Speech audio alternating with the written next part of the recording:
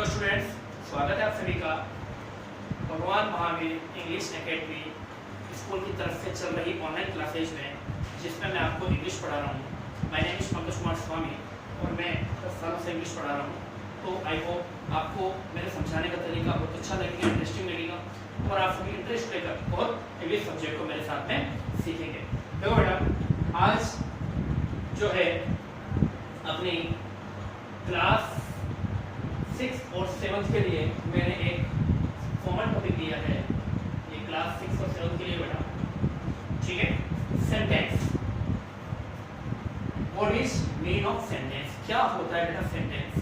Sentence कितने प्रकार के होते हैं, या इंग्लिश के अंदर हम बात करें कितने प्रकार के जो सेंटेंस है जब वो बनाए जा सकते हैं। ठीक है बेटा, सबसे पहले इसकी जो डेफिनेशन है इसको वन बाय वन अपन देखते हैं कि क्या होता है बेटा sentence. A sentence is a group of words. देखो बेटा, ग्रुप ऑफ वर्ड्स कहने का मतलब है कि शब्दों का समूह। ग्रुप ऑफ वर्ड्स का मतलब है शब्दों का समूह। which makes complete sense। Complete sense का मतलब है जिससे हमें कुछ क्या मिलना चाहिए, समझ में आना चाहिए, जिससे हमें कुछ सार्थक, एक मीनिंगफुल जो है उसका क्या निकलना चाहिए, मीन निकलना चाहिए। जैसे मैं ग्रुप ऑफ वर्ड्स लेता हूँ बेटा, देखो अच्छे से देखना। जैसे एक तो मैंने लिया इज, वर्ड लिखा बेटा, ठीक है, इज। एक मैंने लिखा एक मैंने लिखा बॉय, एक मैंने लिखा ए, एक मैंने लिखा गुड। ध्यान रखना बेटा, ये सारे के सारे वर्ड्स हैं, ये सेंटेंस नहीं है, ठीक है ना। अब इन शब्दों को या इन वर्ड्स को अपन क्या करते हैं, अरेंज करते हैं, ठीक है। देखते हैं बेटा, अरेंज करके देखते हैं इसको। तो मैंने पहले लिख दिया बेटा बॉय, फिर मैंने लिखा ए, फिर मैंने लिखा गुड, फिर मैंने लिखा राम, फिर मैंने लिखा इज। क्या आपको बेटा समझ में आया मैंने क्या कहा? Boy a good Ram is? नहीं सर, कुछ पता नहीं चल रहा है ये आपने क्या लिखा है। क्यों नहीं पता चल रहा है? क्योंकि सर आपने जो ग्रुप ऑफ वर्ड्स है उसको इस तरीके से अरेंज नहीं किया कि हमारे पास में क्या आना चाहिए, कंप्लीट सेंस आना चाहिए, समझ में आना चाहिए। कोई बात नहीं बेटा, मैं इसको करेक्ट करता हूँ। अगर मैं इसको यूं लिखूं बेटा, फर्स्ट जो वर्ड है मेरा वो होगा Ram, then is a good boy। ठीक है बेटा, अब आपके दिमाग में कोई बात आ रही है, समझ में आ रहा है आपको कि मैंने क्या लिखा है, Ram is a good boy, Ram एक अच्छा लड़का है। तो देखा आपने कि जब अपने ग्रुप ऑफ वर्ड्स को क्या किया, ऐसे अरेंज किया, उसका क्या निकले, कंप्लीट सेंस निकले, तभी वो क्या कहलाएगा बेटा, सेंटेंस कहलाएगा। तो बात क्लियर हुई, सेंटेंस किसे कहते हैं? A sentence is a group of words which makes complete sense, like Ram is a good boy। Okay? Now, अब हम पढ़ेंगे सेंटेंस कितने प्रकार के होते हैं, काइंड्स ऑफ सेंटेंस। इंग्लिश के अंदर सेंटेंस है जो हम बोलते हैं वो कितने प्रकार के सेंटेंस बोलते हैं, देखते हैं वन बाय वन। सबसे पहले मैं आपको शॉर्ट रूप में बताऊंगा, ठीक है, फिर वन बाय वन देखेंगे। Assertive sentence. असर्टिव सेंटेंस को अपन बोलते हैं बेटा निश्चयात्मक वाक्य।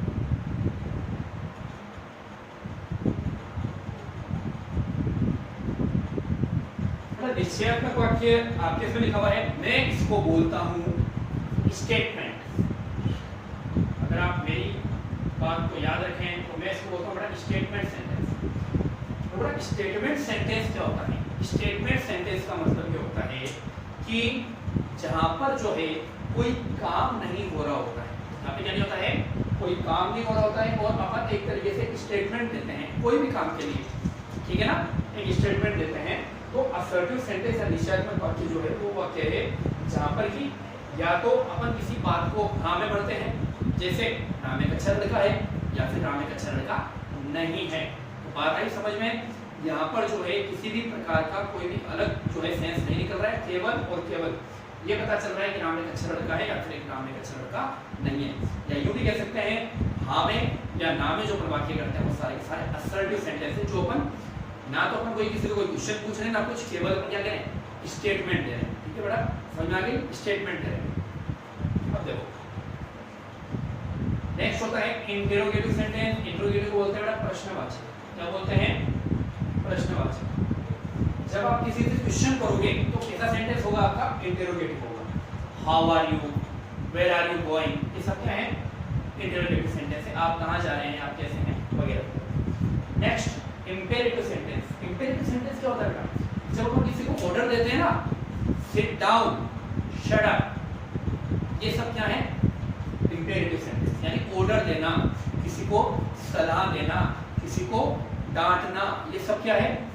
इंपेरेटिव सेंटेंस का। ठीक है बेटा, इसको अपन बोलते हैं इंपेरेटिव सेंटेंस को आदेशात्मक। क्या बोलते हैं बेटा इसको? आदेशात्मक। Exclamatory sentence. एक्सक्लेमेटरी सेंटेंस क्या होता है? एक्सक्लेमेटरी सेंटेंस क्या होता है? एक्सप्रेशन। जैसे मान लो आपने सुंदर सा फूल देखा और आप बोले wow this is so beautiful, तो ये जो वाओ ये जो बोला ना, ये क्या है बेटा? एक्सक्लेमेटरी सेंटेंस है। एक्सक्लेमेटरी का मतलब होता है अपने एक्सप्रेशन बताना। इसी तरीके से मान लो कोई आपका दोस्त है, वो अच्छा क्रिकेट खेलता है, तो आप क्या बोलोगे? Well done. मतलब यदि आपका एक्सप्रेशन, एक्सक्लेमेटरी का क्या होता है? एक्सक्लेम करना, एक्सप्रेशन बताना, तो उसको हम बोलते हैं एक्सक्लेमेटरी को विस्मय। क्या बोलते हैं इसको? विस्मय सूचक वाक्य। विस्मय सूचक वाक्य। इसमें तो चेंज समझ गए ना? अचानक से जो हमारे फेस के ऊपर जो एक्सप्रेशन आते हैं उसको क्या बोलते हैं? एक्सक्लेमेटरी सेंटेंस कहते हैं। ठीक है, चलिए नेक्स्ट। अब अपन पढ़ते हैं असर्टिव सेंटेंस क्या होता है। फर्स्ट असर्टिव सेंटेंस क्या होता है? दोबारा निश्चयात्मक वाक्य है। क्या करते हैं? बात को स्वीकारने या फिर बात को इनकार किए जाने का भाव प्रकट करते हैं। जैसे मैंने बोला राम एक अच्छा लड़का है, क्या है? बात को स्वीकारना है। राम अच्छा लड़का नहीं है, बात को नहीं स्वीकारना है। तुम पढ़ते हो, बात को स्वीकारना है। तुम नहीं पढ़ते हो, बात को नहीं स्वीकारना है। आगे बात समझ में? तो इस आधार पर हम कह सकते हैं कि असर्टिव सेंटेंस कितने टाइप के हो गए बेटा? दो टाइप के हो गए। फर्स्ट जिसमें आप बात को स्वीकारते हैं, you will call it affirmative sentence. जिसमें आप बात को नकारते हैं, इनकार करते हैं, कौन सा होगा?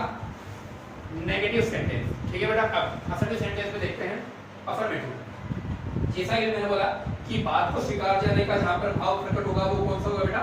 अफर्मेटिव होगा। क्या होगा? अफर्मेटिव। जैसे देखो she is a good girl, she is a good girl, वो एक अच्छी लड़की है। तो यहाँ पर क्या हो रहा है? बात को स्वीकारा जा रहा है कि वो एक अच्छी लड़की है। नेक्स्ट देखो आशा है अ पेंसिल, आशा के पास एक पेंसिल है। यहाँ पर भी बात को स्वीकारा जा रहा है, आशा के पास क्या है? पेंसिल है। नेक्स्ट देखो he will write a letter, वह एक लेटर लिखेगा। ये भी बात को स्वीकार रहा है कि वह लेटर क्या करेगा? लिखेगा। बात आई समझ में? जो सिंपल सेंटेंस है उसको हम बोलते हैं अफर्मेटिव सेंटेंस। बिल्कुल सिंपल सेंटेंस है जहाँ पे ना तो कोई आप कोई प्रश्न पूछ रहे हो, ना ही आप किसी को डांट रहे हो, ना ही आप कोई एक्सप्लेन कर रहे हो, ना ही आप क्या कर रहे हो? मना कर रहे हो। Just a simple sentence. ठीक है, अब देखो बेटा नेगेटिव सेंटेंस क्या होता है? नेगेटिव मतलब होता है किसी भी चीज के लिए बोलते हैं नेगेटिव मत सोचो। नेगेटिव यानी गलत या उल्टा नहीं सोचना, नकारात्मक नहीं सोचना, नहीं।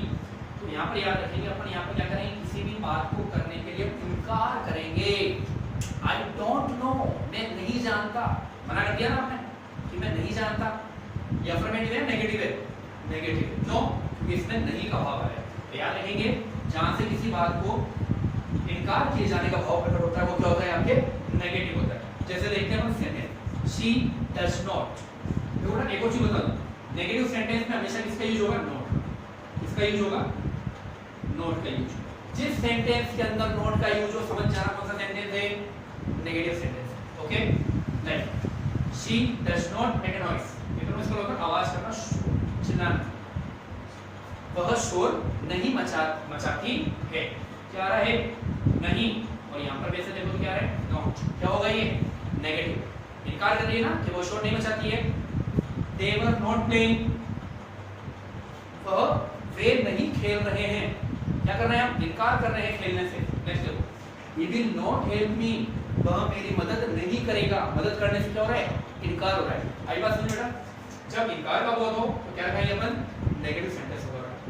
जब बात को स्वीकारने का हो तो क्या होगा? अफर्मेटिव सेंटेंस होगा। ठीक है, तो आई होप आपको आज का वीडियो समझ में आया होगा, अच्छा लगा होगा। सेंटेंस को मैंने समझाया क्या होता है सेंटेंस, वो मैंने आपको बता दिया। देन अपन ने बात करी कितने प्रकार के सेंटेंस होते हैं? Assertive, interrogative, imperative, exclamatory.